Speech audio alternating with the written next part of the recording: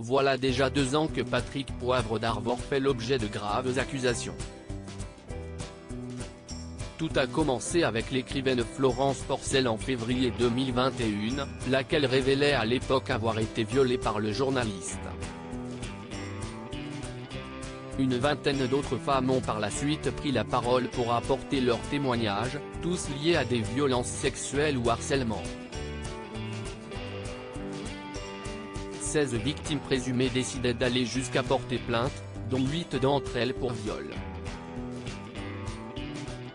L'ex de Claire Chazal a de son côté toujours nié fermement les faits qui lui sont reprochés.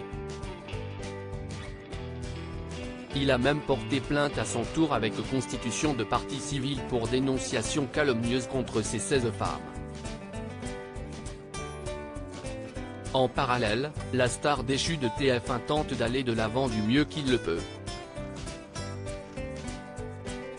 Et en bonne compagnie. En effet, il y a quelques mois, Paris Match rapportait que PPDA avait retrouvé l'amour malgré sa situation complexe.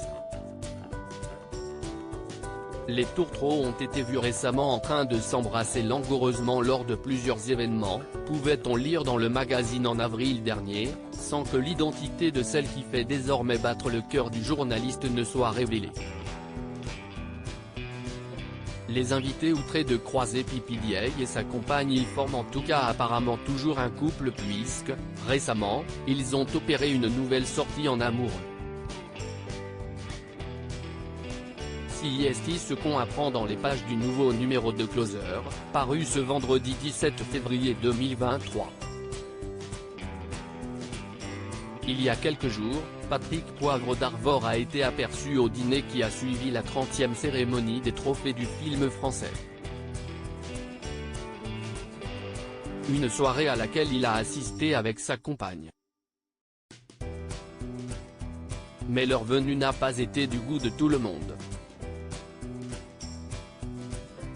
Bien au contraire, selon nos confrères, le couple a provoqué un moment de grande gêne. Outrés, certains invités ont même refusé de lui serrer la main, peut-on lire également. Avant le scandale pourtant, Patrick Poivre d'Arvor aurait été comme un poisson dans l'eau lors d'une telle soirée. Et pour cause, les trophées du film français est une cérémonie organisée par le magazine Le Film Français et qui est en partenariat avec TF1. S'y estime même l'animatrice de la première chaîne Hélène Manarino qui l'a présenté. TF1 remet par ailleurs également un prix du public TF1 à l'un des longs métrages en compétition. Cette année, CIST Maison de retraite avec Kev Adams qui a reçu cette distinction. PPDA reste présumé innocent des faits reprochés jusqu'au jugement définitif de cette affaire.